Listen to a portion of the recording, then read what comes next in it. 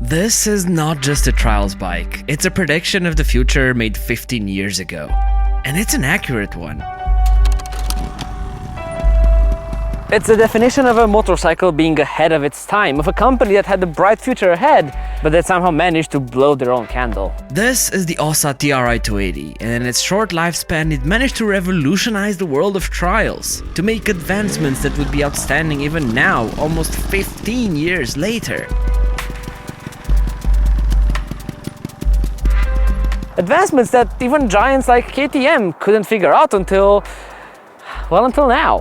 One such advancement comes from its construction, and to be more precise, its weight. Look, trials bikes are feather light, and Ossa took that a step further. Here I have the 2014 FIM Technical Regulations Rulebook. According to Article 1.19.1, the minimum wet weight of a competing trials motorcycle, starting in 2014, had to be 69 kilograms for 125s and 70 kilos for everything else. Now here I have the official spec sheet for the Ossa trials bikes.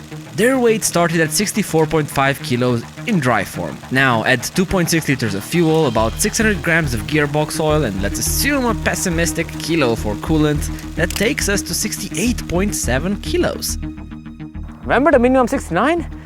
This was lighter, in stock form without any special factory treatment. You see, at launch these bikes were so small and compact that they allegedly had to run lead weights on their skid plates in order to pass the minimum weight requirements. This was Ossa's first motorcycle in decades, and they pulled this off. What the Spanish manufacturer did was impressive to say the least. I mean, how can a brand new manufacturer jump in the market and flip the engineering side of it on its head? And they didn't stop at the weight. The entire package was revolutionary to say the least. This would seem like a modern day miracle.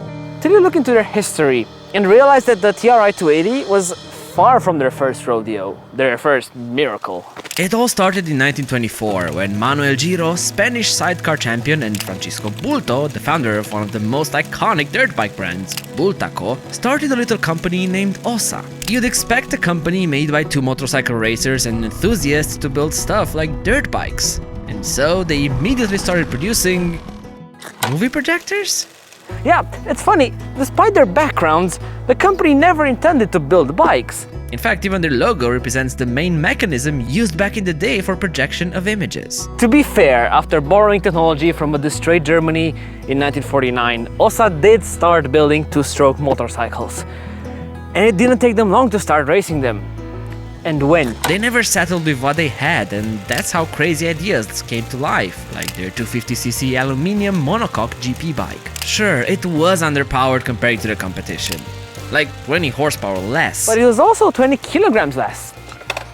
Can you imagine such difference in modern motorcycles? And they did that by building the gas tank as part of the chassis. Yeah, Buell wasn't actually the first. Unfortunately, all this success came to a tragic end at the Isle of Man TT.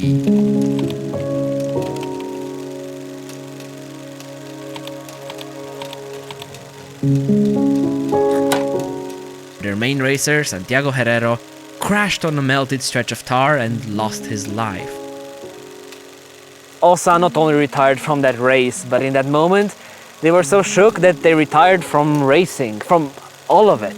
This is the moment when Ossa started to become what we know today, a trials bike company. Fast forward, they tried entering the American market, spread themselves incredibly thin, their dealer network was more dysfunctional than McDonald's ice cream machines. And when Spain adopted a free market approach, they also secured Ossa's death, being obliterated by their Japanese competition. They never did bad bikes.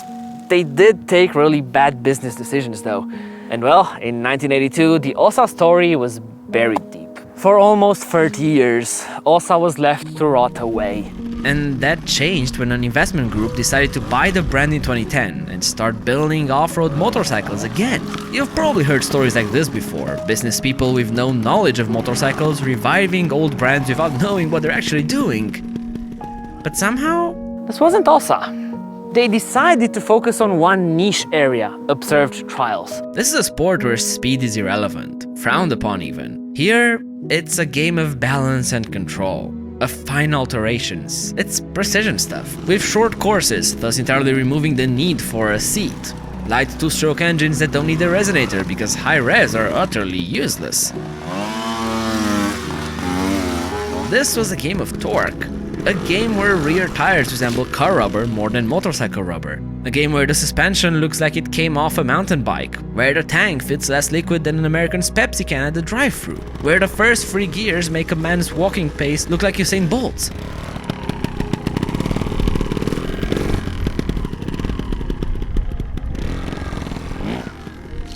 What I'm trying to get at is, trials is an extremely niche sport, and it's pretty hard to do right. And Osa, they did it more than right, they aced it. This is a KTM 300 TPI, featuring a revolutionary 2-stroke fuel injection system brought by the Austrians in 2023. And it's impressive, or it would be if Osa hadn't already done that back in 2011, on their first try. They had groundbreaking, applauded technology from modern times, but more than 10 years ago. They used Öhlins as a standard suspension supplier, which was pretty much considered god tier. They built their own engine, from the ground up. This was a company that died 30 years before, and out of the blue, they came with guns blazing. The fuel tank was part of the frame, the exhaust acted as a support for the rear subframe, their gearboxes were cassette style, making them super easy to swap in and out. Okay, sure, they did have some early classic startup issues like gearbox problems or engine start problems. But in reality, given how much they innovated on their first attempt, this was incredible. They even tried to dabble in what would later become the Beta X trainer market with their Explorer 280. Nobody can accuse Osa for not innovating, for becoming stale, outdated. Unfortunately, they began suffering the fate of most boutique manufacturers led by accountants. Management mistakes after management mistakes were slowly catching up to the Spanish brand. And so, in 2014, they merged with another local name. Gas. Except this decision, instead of being a bottle of water thrown over the fire, was more like kerosene. If you saw my video about Gas, you'll know that their management was probably even worse. It's like Osa had the fever, went to the hospital, only to come out with an even worse, incurable disease. In reality, the Gas merger wasn't like meeting a savior.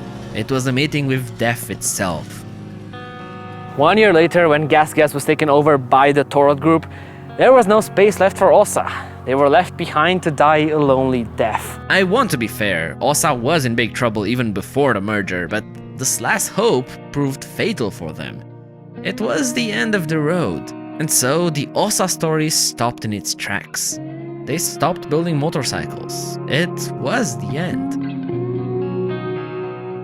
This is just my opinion, but I truly think there is a reason why there are so many extinct brands in that part of the world. Look, trials is a sport dominated by the Spanish, French, and the little British and Italians. Just look in the World Championship standings. 8 out of the 12 riders are Spanish.